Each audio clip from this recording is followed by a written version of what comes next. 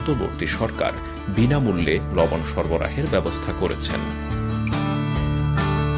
আমরা 18 কোটি মানুষ, যদি আমরা সবাই যদি আমরা চামড়ার জুতা সিনথেটিক না পরে যদি চামড়ার জুতা যদি সবাই ব্যবহার করি, চামড়ার ব্যাগ, ওয়ালেট, বেল্ট এগুলো যদি ব্যবহার করি, তাহলে আমাদের নিজস্ব আভ্যন্তরীণ অনেক কনজামশন বেড়ে যাবে। তাহলে চামড়া যে বছর ঈদের সময় যে নষ্ট হয় এটা হবে না। বা আমাদের এই আমরা চাই যে চামড়া আপনারা যদি ইউজ করেন তাহলে অবশ্যই এই সেক্টরটা উন্নতি হবে এবং আপনাদের সকলের সহযোগিতা কামনা। চামড়া শুধু একটি পণ্য নয়, এটি আমাদের অর্থনীতির একটি গুরুত্বপূর্ণ সম্পদ। একে রক্ষা করা আমাদের সকলের দায়িত্ব। জাতীয় আয়ের প্রবৃদ্ধি, রপ্তানির মাধ্যমে বৈদেশিক মুদ্রা আয়, কর্মসংস্থান সৃষ্টি এবং মূল্য সংযোজনের মাধ্যমে চামড়া শিল্প বাংলাদেশে একটি অপার সম্ভাবনাময় খাত।